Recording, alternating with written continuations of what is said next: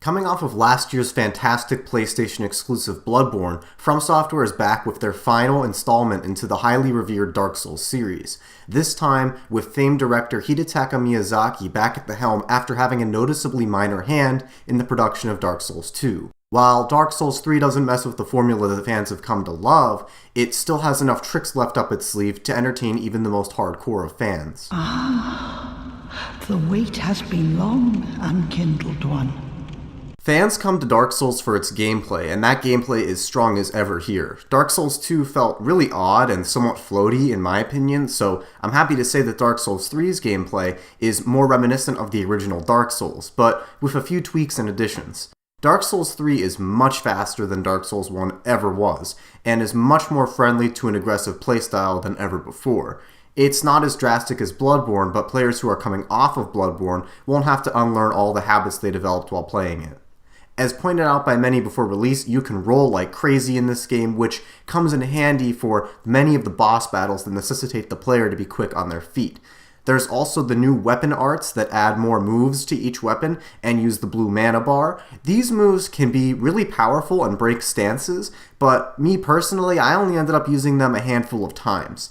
They seem as if they might be more useful for PvP purposes, where you need to break other players' stances. Essentially, they're extra attacks for players that want them, and if you never use it once, then that's okay too. Overall, I'm a huge fan of what From Software has done here with the gameplay. They've managed to bring back the core feeling of the original game, but imbued it with enough small tweaks to give it its own distinctive vibe. Humanities are gone and replaced with the Ember mechanic, which serves a similar purpose of making you a target of evasion, as well as bumping up your HP significantly. There's a cool looking on-fire effect your character gets as well. The mechanic of each death lowering your health bar from Dark Souls 2 is gone now, but you can still go hollow in this game. It only happens when you get a certain NPC into the Firelink Shrine and take his free levels, which give you the Dark Sigil and adds a hollow level to your character, but I couldn't figure out what the negative side effects this had were other than making my character look ugly, so I guess go wild with it.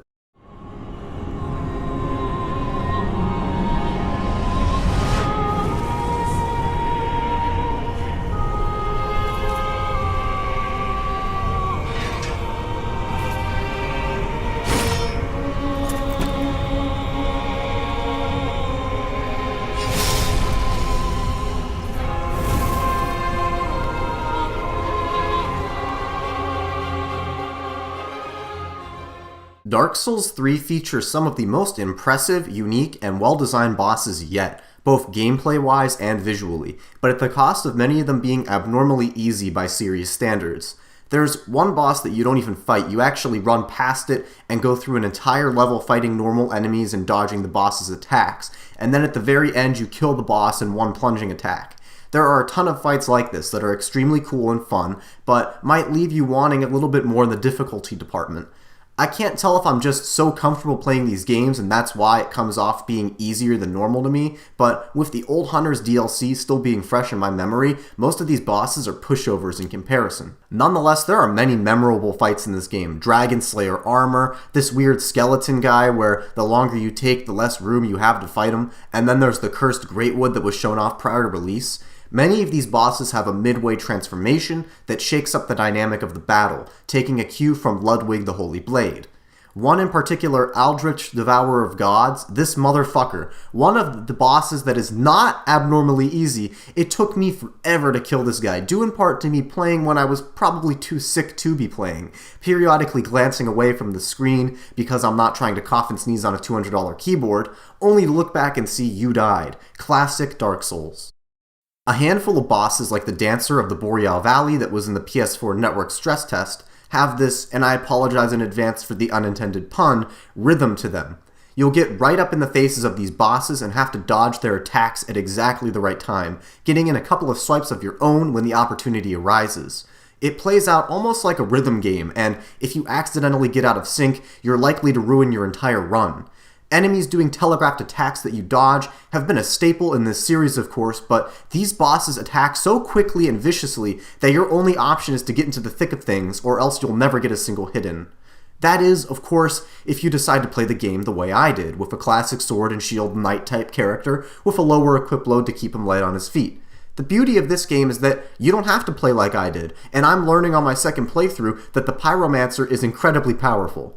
Dark Souls 3 gives the player a lot more options with their builds than Bloodborne did. That being said, this game does seem to favor characters that are a little bit lighter on their feet, but only in PvE. Magic and Pyromancy absolutely demolishes in PvP.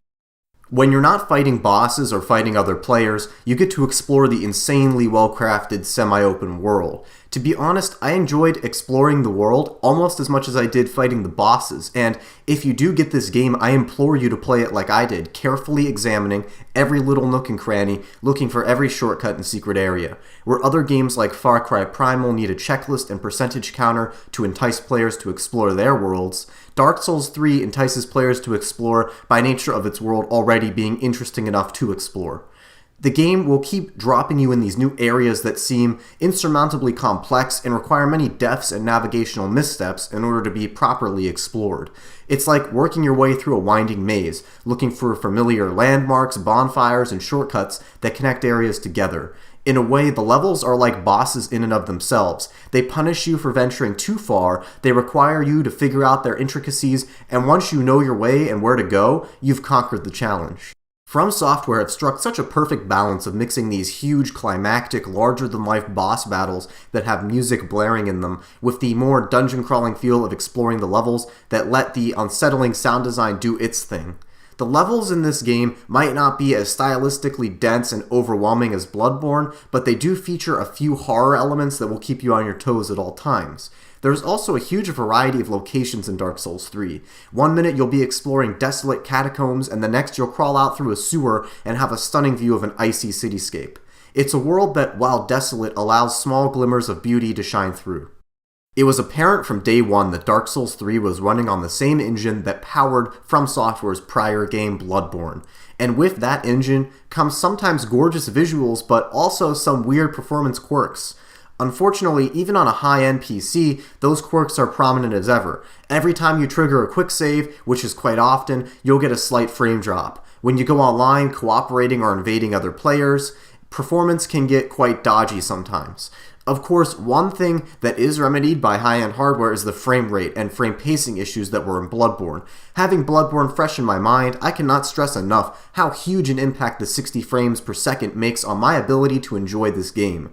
After all the times I got fucked in Bloodborne by the frame rate issues, it is immensely gratifying to not have to worry about that while playing Dark Souls 3. Now, a lot of people have been having issues with Dark Souls 3 on PC, and I didn't experience most of them. I did have the autosave frame drop issue like I mentioned, and there is a slight background audio issue that I noticed as well, but all this stuff about bonfires causing the game to crash and each area having a different frame rate, I'm not experiencing anything like that. Just because I'm not experiencing these issues, though, doesn't mean they don't exist, and it doesn't take a PC enthusiast to figure out that this isn't the greatest of PC ports. If you really want to suffer, you can play this game with mouse and keyboard, but you'll quickly realize that all of the button prompts are permanently for the Xbox One controller. While you really should be playing this game with a controller, I can't tell if From Software have just given up on trying to make something work, or they just said fuck it altogether. Probably the latter. I can't speak to how the game runs on console. I would assume it's running comparable, if not identically, to Bloodborne, but if you have a PC capable enough to run this game at 60 frames per second, then that is undoubtedly the best way to play it. While the visuals can be gorgeous at times, there are tons of areas that are lacking polish, mostly areas that From Software are hoping you won't look at. Some of the low-res blurry backgrounds that were present in Bloodborne are back again here in Dark Souls 3, and they stand out a lot when they're being presented with high-res architecture in the foreground. Most of the time, the graphics are good enough to let the brilliant art direction do its thing, and this engine has the best-looking cobblestone sidewalks in all of gaming.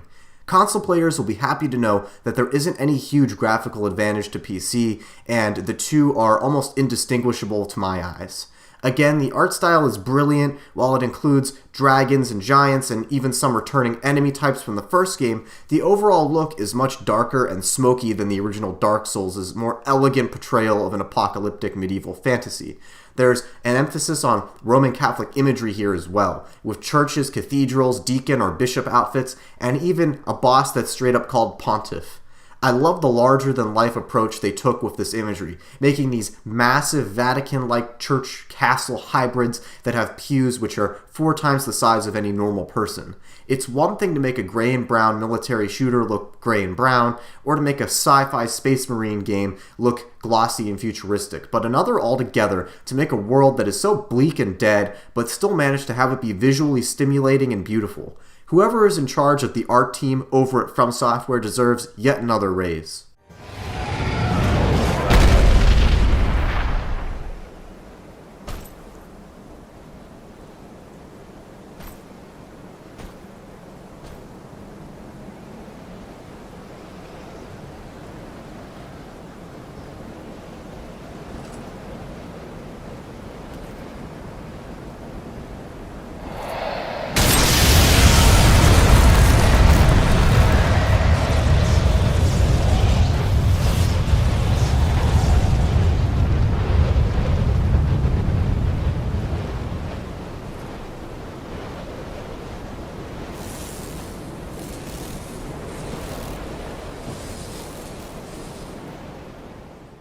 The verdict on Dark Souls 3 is an 8.5 out of 10. It is an exceptional game, and is an example of how art direction, atmosphere, music, lore, and gameplay can all come together in a holistic way to provide a stunning experience. It is a must-play for fans of any From Software games, be it Demon Souls, Dark Souls, even Bloodborne.